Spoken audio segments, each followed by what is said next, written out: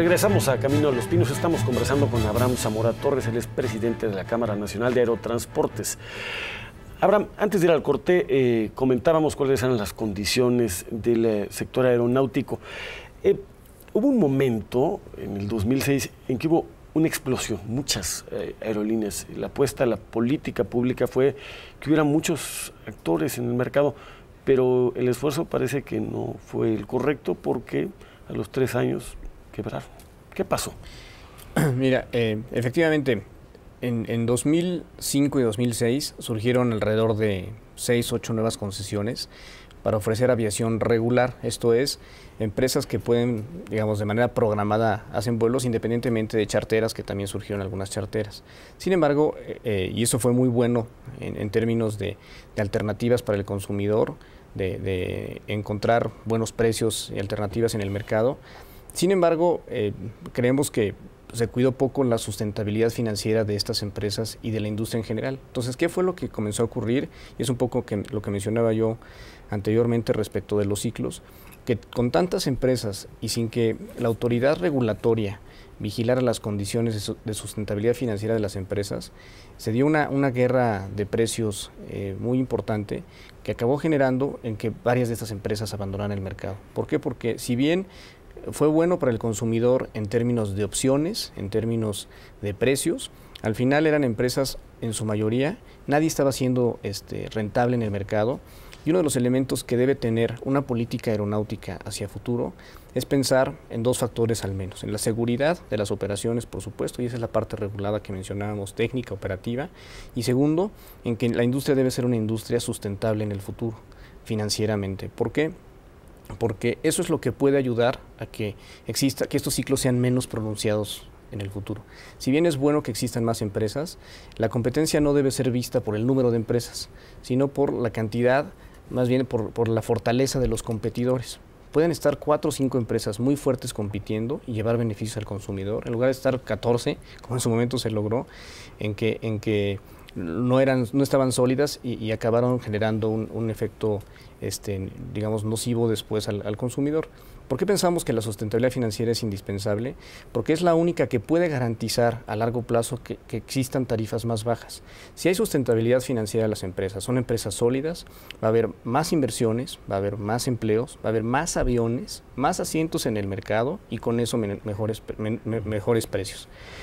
Sin embargo, muchas veces por no priorizar esos objetivos de policy, de política, ¿qué es lo que se ha sucedido? Se ha dado prioridad en tener más oferta y más precios sin pensar en la sustentabilidad financiera de las empresas.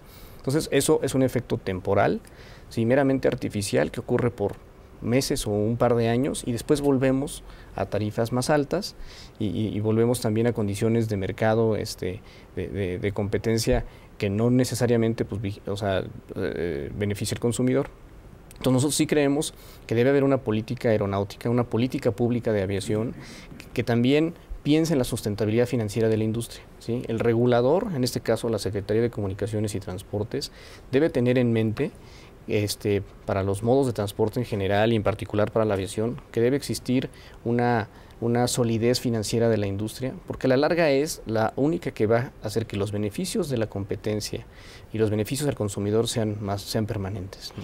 Abraham, para que nosotros entendamos, ¿cuál es el modelo de negocio? Porque digo, todas las empresas son diferentes, pero entiendo que una empresa de aerotransporte requiere, pues para empezar, de un gran capital y 2, de grandes costos. Ustedes realmente, digamos, el margen por boleto no es tan amplio como en otros sectores, para decirlo aquí, que lo entiende el público, hay márgenes de ganancia en ciertas industrias del 50 o 60%.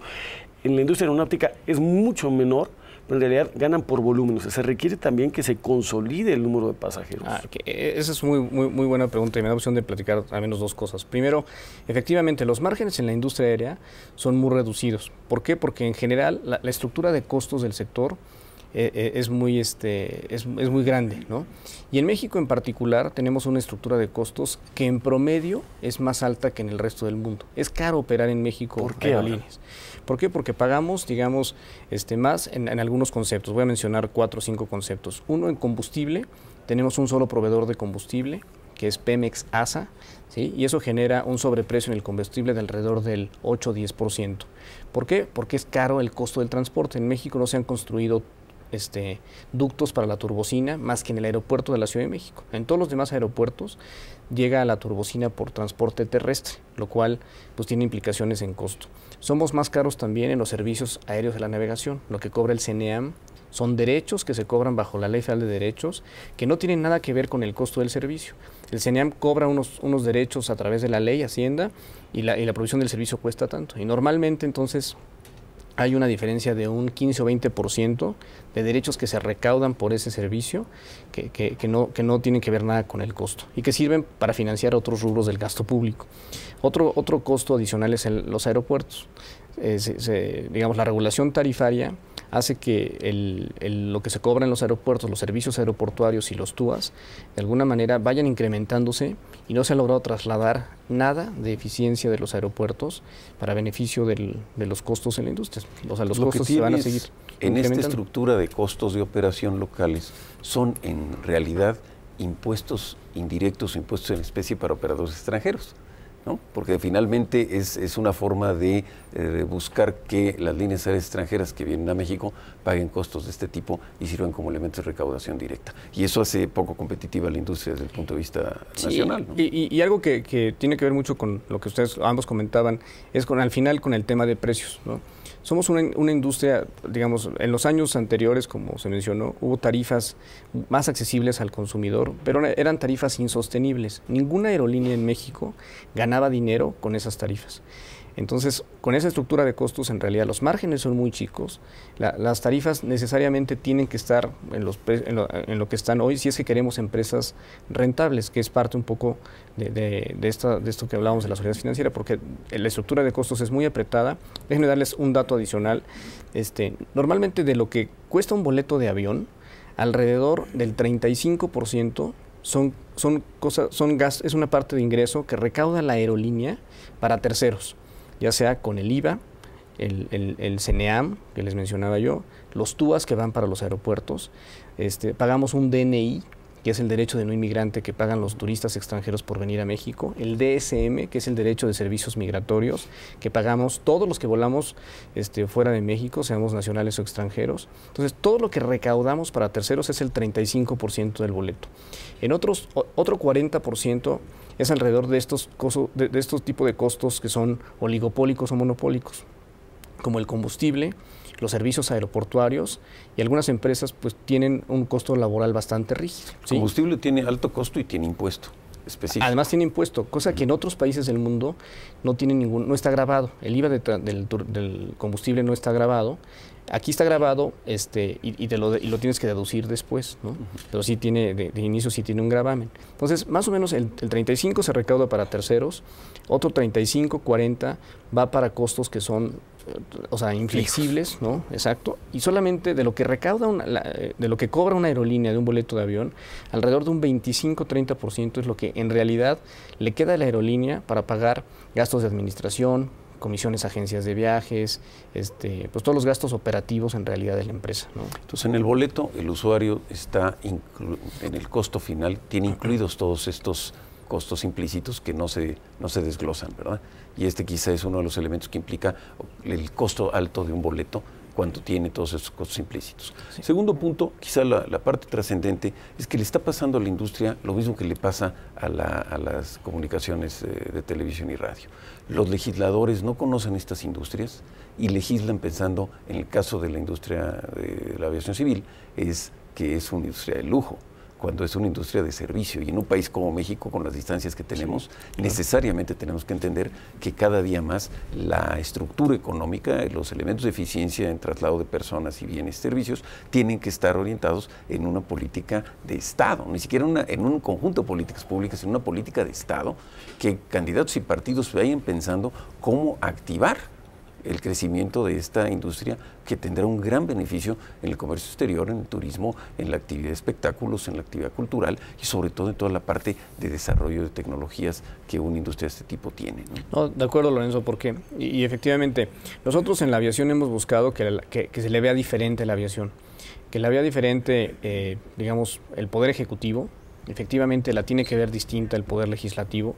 ¿Por qué? Porque ya no es nada más un medio de lujo para moverse. Se ha convertido en un medio de transporte más popular. Digo, en México no lo utiliza un gran porcentaje de los mexicanos, lo utiliza alrededor de un 3.5, 4% de los mexicanos, pero es más, como decimos los economistas, ¿no? Es más un commodity que un medio de lujo para transportarse, y tenemos que buscar cómo hacerlo más accesible. Y nosotros siempre hemos dicho, la aviación, en muchos países del mundo, la aviación está marcada como un sector estratégico o como un sector prioritario, ¿no? ¿Por qué? Porque todos los países tienen una política deliberada con su aviación, con una política deliberada con sus aerolíneas.